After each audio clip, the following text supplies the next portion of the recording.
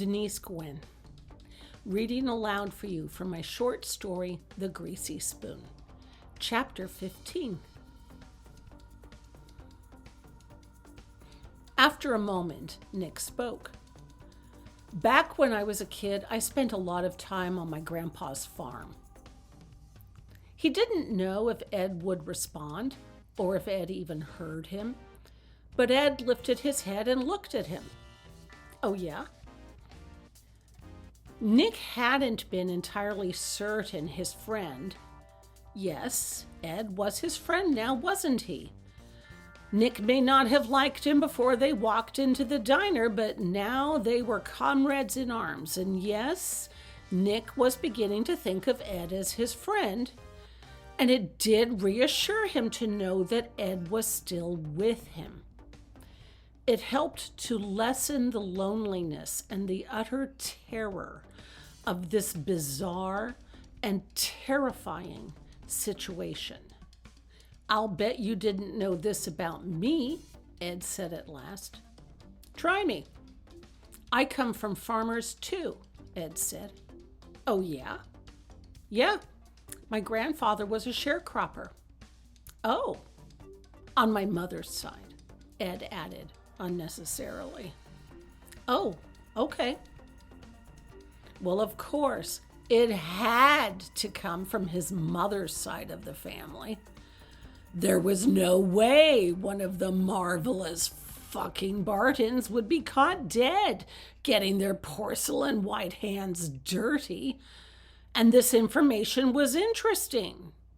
A wrinkle in the distinguished lineage of Ed's ancestors, with their impeccable record in the social register, commencing with the first generation of Bartons who descended uninvited upon Plymouth Rock and polluted the new nation with their sanctimonious seed. Yeah. Ed had a dreamy expression in his eyes, a look that Nick had never seen before. After my parents got divorced, my mother took me to live with my grandpa. "Where was your mother?" "A mental hospital."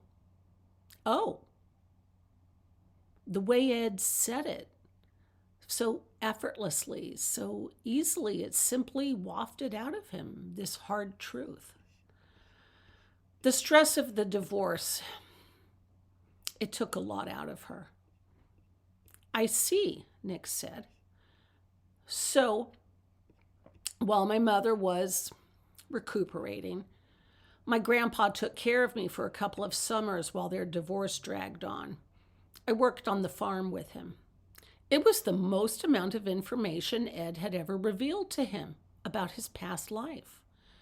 And it took Nick a full moment to absorb it. Wow, Ed, what was that like for you?" Ed glanced over at him with a wry smile. "To be honest, sure. Well, I have to admit, at first I hated it. I wanted to go home to my mother, but there was no home to return to at that point." "Oh." "My grandpa worked like a dog, let me tell you. I've never in my life seen anybody work as hard as he did. And he was poor as a church mouse. He owned a little bit of land and lived in a trailer, and he earned his living by working on other people's farms." The landscape had changed slightly, from farmland to a continuous medley of dead strip malls, aborted up Hardee's, a few abandoned towns with dead-eyed men sitting on benches outside, keeled over and staring at the dirt. Ed continued. "The man didn't have 2 nickels to rub together, but he told me once that money was like blood. It has to circulate." He blinked back the moisture in his eyes. Nick remained silent. A bleak sense of failure crept into his senses, but then Ed said something that made him start with surprise. "My grandpa taught me how to use a rifle." Nick gazed at him. Ed's stare was implacable, hard. "Do you know how to operate a rifle, Nick?" "Yeah, as a matter of fact, I do." Ed leaned his head back against the rear cab window and closed his eyes. Then we just might make it out of here alive.